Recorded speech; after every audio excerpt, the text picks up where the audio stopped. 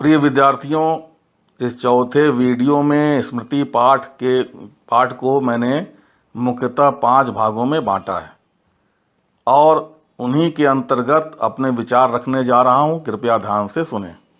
सर्वप्रथम भूमिका। प्रस्तुत लेख श्री राम शर्मा की शिकार नामक पुस्तक से लिया गया है। इसमें लेखक के बचपन के दिनों की रोमांचकारी घटना का वर्णन है।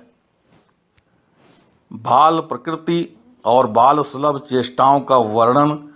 संचयन पुस्तक की स्मृति पाठ की अपनी विशेषताएं हैं। लेखक बचपन में किस प्रकार शिकार करने के गुणों से युक्त था, यह सब लेख में स्पष्टतः वर्णित किया गया है, जो मुख्यतः इस प्रकार से है। बड़े भाई की आज्ञा पालन। सन 1908 की घटित घटना का श्री राम शर्मा द्वारा वर्णन किया गया है। वे कहते हैं कि दिसंबर महीने के कड़ाके के जाड़े में उनके बड़े भाई ने उन्हें मक्खनपुर डाकघर में 2 पत्र डालने के लिए भेजा। इनके साथ इनका 8 वर्ष का भाई भी था। अपने बबूल के डंडे को लेकर, जो उस समय लेखक का अस्त्र था, वे दोनों भाई चल दिए। पत्रों को उन्होंने टोपी में रख लिया। फिर क्या था, उछलते कूदते दोनों भाई उस कुएं के पास पहुंचे जिसमें एक भयंकर विषधर बड़ा फुफकार भर रहा था। मक्खनपुर पढ़ने जाने वाली लेखक की पूरी टोली को आते जाते एक एक ढेला कुएं में फेंकने का शौक ही था। उन्हें आनंद की अनुभूति होती थी, क्योंकि ज्यों ही ढेला कुएं में गया कि सांप ने जोर से फुफकार सुनाई। इसी प्रकार सभी को ढेले फेंकने और सांप के फुफकार सुनने की आदत सी हो गई थी। लेखक ने कुएं में उचक कर देखा तो उसे एक भयंकर विषधर नजर आया। अगला मुख्यांश है पत्र कुएं में। इसके अंतर्गत अगर मैं चर्चा करूं तो लेखक उस समय आश्चर्यचकित रह गया जब उसकी दृष्टि टोपी में रखे पत्रों पर पड़ी, जो ढेला फेंकते समय कुएं में गिर गए थे। अब लेखक दुविधा में था। भाई से झूठ बोलना तो आता ही न था, अतः धोतियों को जोड़कर हिम्मत करके वह कुएं में धोती के सहारे घुसने लगे। उनके हाथ में जो डंडा था उसे धोती में बांधकर पहले ही कुएं में लटका दिया था। छोटा भाई, जिसकी उम्र केवल 8 वर्ष की थी, वह मुंडेर पर बैठा रो रहा था। लेखक पत्र लेने के लिए आगे बढ़ रहे थे। अगला मुख्यांश है सांप से मुठभेड़। सांप से मुठभेड़ के अंतर्गत अगर चर्चा की जाए तो लेखक उस काले विषधर के काफी समीप आ चुके थे, परंतु यहाँ पहुंचकर उनकी सांप को डंडे से मारने की योजना तो विफल हो गई थी, क्योंकि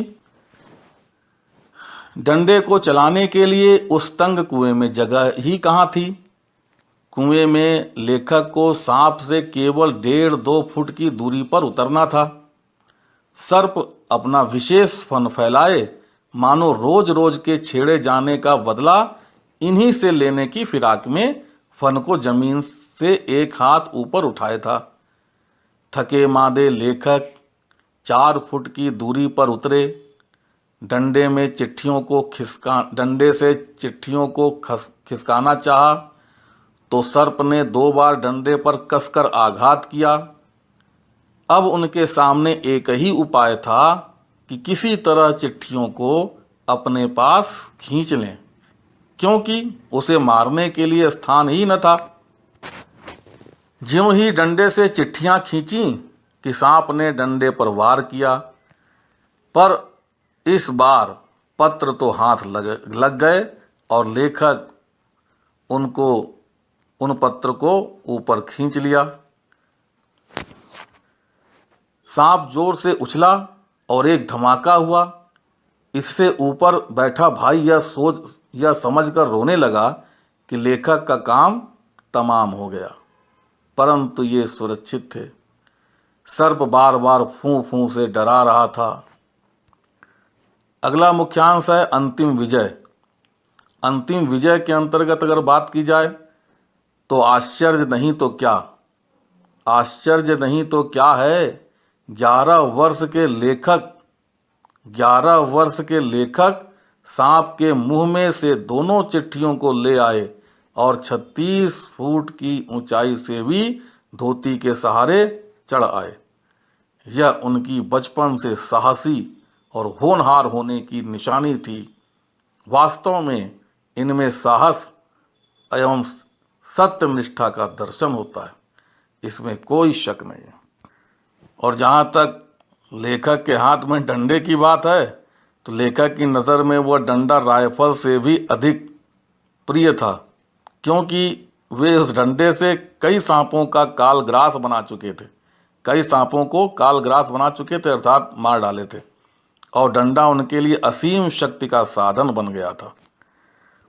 तो प्रिय विद्यार्थियों, बड़े लेखक ने अपने बड़े भाई की आज्ञा का पालन किया, पत्र लेने के लिए कुएं में गए, मृत्यु का सामना किया और किसी तरह से पत्र को निकाल लिया और फिर प्रसन्नतापूर्वक घर आ गए।